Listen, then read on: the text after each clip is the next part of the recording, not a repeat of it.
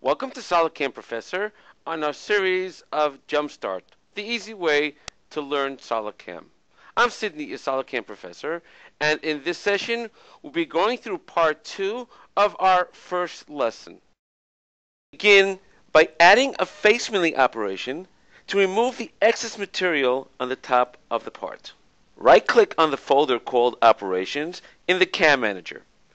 When we do that, a drop-down opens up with a list of operations we can add to our part.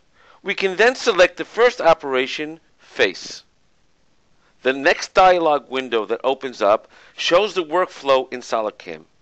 If we take a look at this workflow, we'll note that later on also in the program, we have almost all of our operations following the same type of workflow.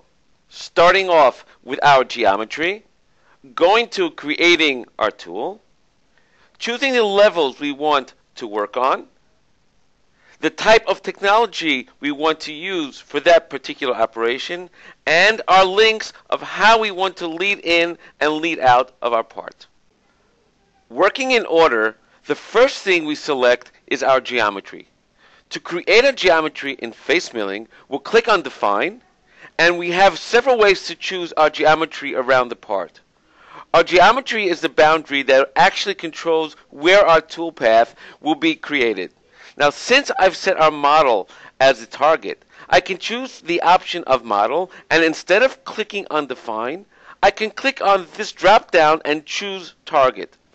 This selection will create a boundary automatically around the outside of the part, and that's exactly where I want my toolpath to work. Next, we will be selecting our tool. Since we have yet to create a tool, we will show you how to build one. For this operation, our tool type will be Face Mill. The next dialog box we encounter has a few options, but we are only going to focus on two of the tabs right now, Tool Topology and Default Tool Data. Tool Topology allows us control over the physical dimensions of the tool. Now in these fields, I can give the diameter of the tool. In this particular case, I will be using a 100 millimeter face mill.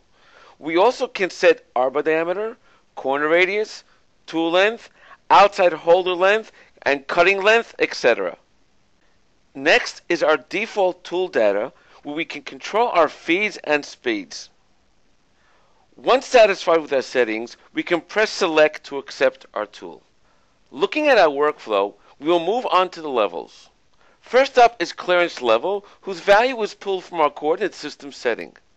Next is safety distance, which is pulled from the MAC file of our post processor. Then on to upper level, which in this case will be the top of our stock. And finally, face depth, which represents the surface we want to machine to. That completes the settings of our levels. Moving on to technology now.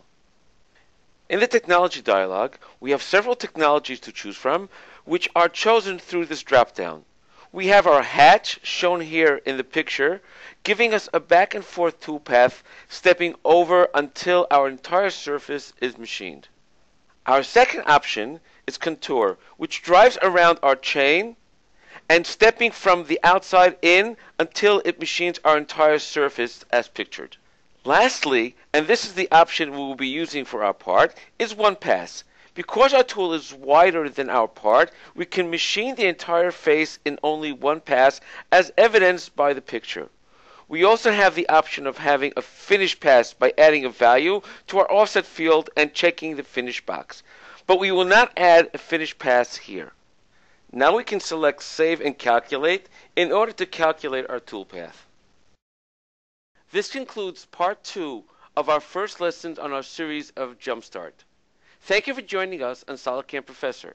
Take care and have a nice day.